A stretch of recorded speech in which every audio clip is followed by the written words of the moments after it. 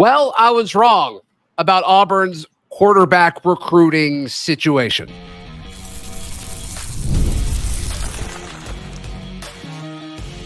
You are Locked On Auburn, your daily podcast on the Auburn Tigers. Part of the Locked On Podcast Network, your team every day.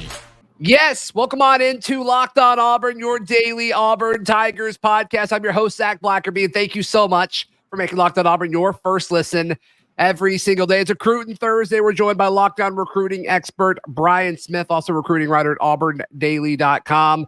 And recruiting coverage throughout the Locked On Podcast Network is brought to you by LinkedIn Jobs. These days, every new potential hire can feel like a high-stakes wager for your small business. That's why LinkedIn Jobs helps you find the right people for your team faster for free. Use promo code, check it out for free at linkedin.com/lockedoncollege. Brian, there's been a lot of chatter for a long time among Auburn's recruiting efforts in the 2025 class being tied to Juju Lewis. It seems like over the past few days, that door is all but closed. It seems like Auburn is moving on, focusing elsewhere. I think it had a lot to do with what Juju's camp was asking for and the constant moving goalpost. And I think Auburn, along with several other schools, we saw other schools do this previously in the recruitment of Juju, and they say, let's look elsewhere. Let's look elsewhere. And so 2 names have really popped up above all the others right now, Brian. It seems like Auburn has turned its focus to KJ Lacey, who's committed to Texas, the Maryland quarterback, and then Deuce Knight, who's been committed to Notre Dame for quite some time. Your thoughts on this latest chapter of Auburn's recruiting efforts in the 2025 class, because it's been a long ride already. I'm very angry at myself for not beginning to write the book that I could have been getting ready to finish and sell on this saga. I'd have cut you in on the profits, Zach. Appreciate it. Yeah. Look, this is a nasty NIL part and all that, but I know you don't think it's all NIL. Like, Auburn's offer is good. That's not the issue here. There's something off, and I know Juju well enough, not real well, but he's not a kid that's worried about it. He just wants to play football. I think this is more the dad, and I've never heard anything otherwise, and I'm just going to say it. I think the dad is the problem. I'm not going to shy away from that. I've heard that from numerous people, and prove me wrong. And Auburn's had enough. They're moving on. So is he a great player? Yeah. I think that's the case, but that's just my opinion on it. At some point, you got to cut bait, because you've got to have a quarterback before your summer's over in today's recruiting world, because Auburn needs to get more receivers. Yeah, they had a great class last year. Don't get me wrong. Perry and Cam and all those guys. That's great. You need classes at least somewhat similar to that every year. You don't have a quarterback committed, it's kind of hard. They want to know who they're playing with. And this has just been going back and forth. And you're kind of like, even if he committed, is he really going to be in? Like, is the dad going to allow it? What else are they going to ask for? I think this, you'd mentioned maybe a week or two ago, by the end of this month, there should be some kind of clarity. Happened a little faster maybe than you and I thought, but this is where we are. Auburn is turning the tables to other options, and that's just the way it is. Yeah, and I want to put this out there. I said for weeks, maybe months, that I'll believe Colorado when I see it. I was wrong. I think Colorado is a major factor in this. After all, I was wrong. I apologize. All of my sources thought it was Auburn, and I think they legitimately thought that, because I think the information they were getting from Juju's camp was positive, but ultimately it didn't end up that way. So let's talk about the 2 guys, you know both of these guys well. Brian, you've seen them both in person multiple times. So let's start with KJ Lacey, who Auburn really went after KJ Lacey hard earlier this year when they were going after Ryan Williams, their teammates at Maryland. And obviously Ryan Williams then recommits to Alabama, and it seemed like Auburn backed off of KJ Lacey after that. Well, it sounds like as of this week, possibly, I'm not sure the timeline, but they've been talking to KJ, and so it seems like KJ Lacey has become kind of the lead quarterback candidate for Auburn's 2025 class. What, you buying it? You buy the potential flip from Texas? It's a possibility. I know that they wanted to see what was going on with Juju before they really went into anything. And I don't know beyond that whether or not they will take a visit. I'm sure Auburn's going to try. But if he's not on campus for one of the first 3 games or the big weekend at the end of the month, it's not a good sign. I'd be surprised if he's not. He's a kid that'll at least take a look. But this is kind of a weird deal. I don't know where he goes next, though, because like Texas is in the same boat Auburn is. Like they need to know who their quarterback is. So would he visit now? And would Texas, like what would their repercussion be if he visited somewhere else this late in the process? This gets very, very touchy. So, and Texas has got a lot of pride too, and they're trying to win national titles. I have no idea what KJ is going to do, but I think they'll listen and visit at some point. But there are a lot of strings to kind of pull and make this work on all sides. Yeah. Yeah. I mean, when you look at KJ Lacey, he's a top 20 quarterback by all the services. Rivals has him as like the 4th ranked quarterback. Most of them have him in the teens. I think On 3 is the lowest at 20, if I remember correctly. I mean, he's a good player. He's a good player. You watched him in the championship game last year, if I remember correctly, Ryan. So, I mean, this is a guy who can play, and he can play at the highest level of Alabama high school athletics. It's just, is Auburn too late? Like, did they back off too early and now they're kind of gone, and like, it's very obvious he was the backup plan. How does KJ feel about that? It's like, okay, now that Juju tells you no, or you move on from Juju, now you want to call me back? Like, how does that impact recruitment? I'm sure some kids care about that more than others. KJ is a little more mature than most kids. I've known him since he was going into his sophomore year. Okay. But at the same time, everybody's got pride. So your point is valid. I would worry more about parents in that scenario than I would about recruits. Okay. From my experience. I know his parents are nice people, but they're not stupid. Everybody knew that Juju was top on Auburn's board, but he was top on most boards. Mm-hmm. I imagine if Juju would have called Texas the same day, they would have taken Juju. Like, he's considered to be the better prospect. So the only question is, does that matter to you? And they could only answer that. I'm not going to speak for them, but it's something to be considered. Working past it, again, they're open-minded people. They're good people. I think Auburn still has a chance. But this has got to really escalate quickly. And Texas has as much NIL money as anybody. Yeah. So this could become a bidding war. This could become all kinds of things. And he's already used his OV to Texas. He just took it a few weeks back. So I don't know how he figures out what he wants to do, because Texas is a great opportunity to play a quarterback for Sark. I think that's a fair statement. I mean, if you're a quarterback and you get to be in Sarkisian's offense, like, that's a great opportunity. No question about it. I think so. So Auburn's got to show him something this year if he's going to make that move, is my guess. Yeah. The timeline is interesting now when you talk about the future of Auburn's quarterback situation. I want to touch on that. And then obviously the other target that's emerged, Deuce Knight. That's coming up right here on Locked On Auburn. Today's show is brought to you by our friends at FanDuel. FanDuel's America's #1 sports book. I love sports. I love them so much. I never want them to stop. But during the summer, that's kind of hard because all that's happening right now is Major League Baseball, and although the Braves are heating up, you want more, and FanDuel recognizes that. So this summer, FanDuel is hooking up all customers with a boost or a bonus daily. That's right. There's something for everyone every day, all summer long. So head over to FanDuel.com and start making the most of your summer. FanDuel is the official sports betting partner of Major League Baseball and, of course, the Locked On Podcast Network.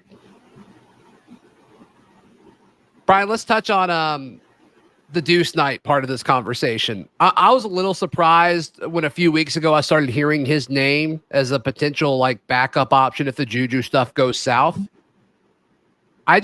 He seems significantly less likely to flip from Notre Dame to Auburn to me than KJ Lacey is to flip from Texas to Auburn. Where are you with Deuce Knight? I know Deuce pretty well, just like I do KJ. He's a quieter kid, but I mean, anything is possible. He visited Ole Miss one weekend earlier this spring when he was in Oxford for the Elite 11. It was kind of convenient, but I mean, it's not out of the question. And he would fit Auburn's offense to a T because this is a freak athlete. He's got a plus 42-inch vertical. He state high jump champion. Can throw a football over 70 yards measured. He's 6'4.5", 210. He can run 4.5. He's a kid that can play boundary receiver. Yeah. But he's really good quarterback. So I'm sure Freeze is interested in that. Now the question is, because Notre Dame is real picky about kids taking visits after commitments. If he visits at this point, I wonder how that would go. He's visited Notre Dame like 10 times, literally. Yeah. So again, it's kind of like Texas. Those schools have pride, and if you mess around with it, is your scholarship going to be there? So I don't know how that works, but picking up a phone is different than taking a visit. So I don't know where he is, but I'm sure he's talked to Auburn. It's his right to do so, and he's talked about with Ole Miss recruiting him. He wants to have a backup plan in case something happens with Notre Dame, and he's very tight with their quarterback coach, Gino Gaduli. If Gaduli got a head job somewhere, maybe things change. But I agree, it would be likely between the two to go with KJ. Yeah, I think so too. He's been there more, and it's just he's an in-state kid. Yeah. All right, so let's discuss and this might be premature to have this conversation, but let's do it anyway. So if Auburn would have landed Juju, he's the kind of player where it's like he's legitimate candidate to start as a true freshman. He's that kind of player. You and I think the world of him, right, as an athlete. I don't know if KJ is that guy. I don't think KJ Lacey's a guy who comes in and starts as a freshman. So, I mean, it changes the conversation about, okay, who is the quarterback after Peyton Thorne this season? Right now, I think it's Hank Brown. I think Hank Brown would be the favorite to be the starting quarterback after Peyton Thorne. We agree. I know that KJ is not ready physically, and he knows it too. I always joke with him about calling him peanut butter because he needs to eat more. Like he knows he needs to gain weight. I don't know Juju well enough to call him peanut butter. He needs to gain weight too, but he's still a little bigger than KJ. So it's hard playing SEC football as a freshman at any spot, but playing it at under 200 pounds is rough. So either you go to the portal or you're rolling the dice with the guys you have. Here's my question. Do any of the players this season get an opportunity, injury for whatever reason, to not only play some, but play meaningful reps where it is proven you won the game because of them? Yeah. To me, it's a checkbox. You have to go to the portal again, whether you like it or not, unless you get Juju or you get, some kind of clarity that I don't think we're going to see from Hank or somebody else that they can be the guy. You can't walk into next spring not knowing. You're going to have a pretty good team next year, but if you don't have good quarterback play, you're 7-5, 8-4. Yeah, it changes the whole conversation, which is going to be super interesting. Like you said, if Hank or Walker don't get any playing time this season, or if it's just mop-up duty, like you don't really learn a lot from that. There might be some eye test stuff that you can get, but to me, I think that's the biggest argument for Hank is I just think he's kind of got that clutch gene, that it factor to him where it's like when the lights are brightest, I kind of feel like he's going to show up the most, but that's all like speculative until like he actually gets the opportunity 100%. To do that. We just don't know. We just don't know. It seems like he's got it, but we just don't fully know yet. So it's going to be tricky. And like the frustrating part to all of this, and there's a few different frustrating things, but the most frustrating one is at some point for Auburn to progress as a program, you've got to stay away from wanting to get a transfer portal quarterback every December. I mean, even though they didn't get a transfer portal quarterback last December, that was the biggest storyline. Is like, is Auburn going to get somebody to come in and compete with Peyton? Freeze has been very public about this. Like he wants to rely on the portal less and less every single offseason, but I don't really see a path to that this offseason at this point. Like, do you bring in a quarterback to compete? You're going to have to redress parts of several layers of your defense, several parts of your offense. I mean, it doesn't really seem like there's a path to like not being super reliant on the portal this offseason either now. Well, you're going to lose Percy at left tackle. That's not an easy. I mean, Auburn hit the home run there. They really like Tyler Johnson though. That's great, but Percy's proven. Like again, he's SEC starter ready, and then it's 350. That kind of helps too. But you're going to lose him, so you're going to have a quarterback that's not familiar with your offense if you go out and get a portal guy, but maybe a better player, or Hank Brown who hadn't played much. I mean, and a left tackle, those kind of things are difficult. These are tough decisions, man. Yeah. I don't know what you do there, but it depends on the portal market. We don't know which guys it's going to be at. It's rough. But think about this. If you could get through the 2025 season, and this is the key, and you keep at least one of the quarterbacks we think would be in the mix otherwise, then you could probably get rid of it. Because if Walker White, by the end of his second year through spring, if they're like, he's not picking up post-snap reads and stuff, he's probably not the guy. That's always and nobody likes to talk about it. Post-snap reads are everything at the quarterback level. Are you really going to play against Alabama or Georgia or LSU's defense and just expect them to play cover one all day? No, they're going to run zone. They're going to change things. And that's when the ball goes the other way. Can he do that? But after year one, it's not fair to a kid. You need at least 2 years. So I think they're going to go portal unless they get Juju. I would put it at 80 or 90% chance of that. Yeah. Just my opinion. Even if they get like Deuce, he knows he's not ready as a freshman. If he went to Auburn, because he just started taking quarterback training lessons this spring. He'd never done it. He's just gotten away with God-given ability. And a lot of high school kids are that way. It takes a long time. So your current scholarship quarterbacks are Peyton. He'll be gone after this season. Holden Gerner, he graduates in December. I'm expecting him to be gone after he gets that Auburn degree. So you're looking at a very realistic situation where your quarterbacks are Hank Brown, Walker White, and freshman quarterback, whoever that may be. At this point, it seems like KJ Lacey is the most likely one. May not be. Who knows? But yeah, I mean, you need more than 3 scholarship quarterbacks anyway.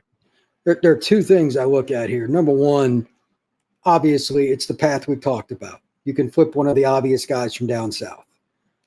There's also, don't forget about just some random kid. There could be some kid from Ohio or something too. That's kind of an off thing. But there's not any reason you can't take a junior college quarterback. It's certainly served Auburn well in the past. Sure. Something like that. I mean, Marshall and some guy named Cam. But anyway, don't just think there's only one path and it's the portal, is all I'm saying. Yeah, I expect Auburn. I mean, Auburn's had this conversation internally too. They're not stupid. But this is a very important bridge year. I know that you've told me, and I've heard from other people, they think that 25 could be a really good team. But even if they're only, let's just say 9-3 in 25, but aesthetics are so important in recruiting. Sure. If you're throwing the ball around and Cam comes up with 55 catches and 800 yards and 7 touchdowns, and they're in every game, there's no game they get beat 31-7. There's no games like New Mexico State or anything like that. Sure. Your recruiting changes and you start beating Georgia and LSU, et cetera, for kids. That discussion point that you is mentioned to the media that he wants to shrink the number of guys you take in the portal will hit overdrive. You got to show it. It's kind of like chicken and the egg. Well, how do you show it if you don't have the players? It's the same dilemma a lot of programs are in. Right. Auburn has to find a way to get there. And that's why I still think, again, they got to take somebody with experience, barring something unforeseen after this season. Yeah. Yeah. Auburn should expect some good news later this month in the 2025 class. That's coming up right here on Locked On Auburn. You mentioned earlier in the show, but Big Cat Weekend is happening later this week. And the big guy who's set his commitment date out forever, but it's July 29th is Fagans. And he set it back in March, I think, or April. But he's committing on the 29th. That's right after Big Cat Weekend. Most people expect him to pick Auburn. And I think he's just this really solid in-state player that's almost been forgotten about because he set his commitment so far into the future and people have just kind of okay, well, we'll talk about him when we get closer to time. But Fagans is going to be a big part of this class, assuming he picks Auburn. That is a tremendous safety prospect. I saw him in the state title game last year. Give me that guy any day of the week. His family's got tons of guys that are athletic, and he just fits the profile. But he's one of the rare kids that could come in and play at the SEC level right away. Instinct, speed, size, all of it. Fagans is a dude. Clemson wanted him. LSU wanted him. I mean, this self-explanatory. Georgia, et cetera. He's an elite player. What do you think about, where would you put him as a DB? Is he a nickel? Is he a pure, true safety in your mind? Eventually, it depends on who you want calling the plays, because I don't want him having any part. I don't want him in the room when that's going on. Freshman and calling plays, no. But playing nickel's hard too. So unless they're just going to play a lot of cover one with that, and that gets tricky because teams run so many bunch formations, at some point he'll play nickel because he's a very good tackler and he's got speed. You can blitz him, and they run a pretty complex defense. But right now, just put him at free safety and let him run back and forth and try to get to the ball. Yeah. Make see ball, kill ball. That's one old saying. That's what I would have him do as a freshman. I know that coaches hate that, but do you want your best players on the field? Yeah. Yeah. He can cover ground so quickly. Just put him in the back and watch him cover ground for sure. Blake Woodby, the former Ohio State corner commit. Sounds like Maryland was making a pretty strong push for him. But it seems like Auburn is still the favorite for Woodby later this month. What are you hearing about Blake Woodby? I think it's going to be Auburn on the intel I have, but I don't live in Maryland and I haven't spoken to him for a while. I would assume Auburn's going to get him, but now keep in mind, Auburn's corner room is starting to get crowded with their commitment list and all that. So sure. How do they want to use him? Is he a nickel or is he an outside guy? They got to start thinking about this stuff because Auburn's DB room is going to be nasty. That's the good news. Now you got to figure out who's going to play where and do the kids agree on it. That's the only thing. So otherwise, I think he's going to be an Auburn Tiger. Yeah, he looks like a great player to me. I can't wait to see him be part of this class. Hopefully be part of this class. Yeah, he's a good looking player. No question about it. So we'll see. We will see. But yeah, I mean, I think we're kind of just expecting a lot of build up until Big Cat Weekend happens later this month. And so we'll see how many quarterbacks are involved with that and how many, how many receivers and all that come along with them. We'll see. We'll see. But Brian, in the meantime, how can people check out everything you've got going on? At auburndaily.com. Actually, just starting to preview some of the 2026 recruits. That's going to be a lot of fun because the 26 class is awesome in the state of Alabama. And also at FB_Scout_Florida on X. Yeah, be sure to like the video. Please subscribe. And just a reminder, we're doing happy hours every afternoon, 4 o'clock on YouTube, 3 o'clock on audio for a little bonus show every single weekday. Be sure to check that out. Until then, we'll see you next time right here on Locked On Auburn.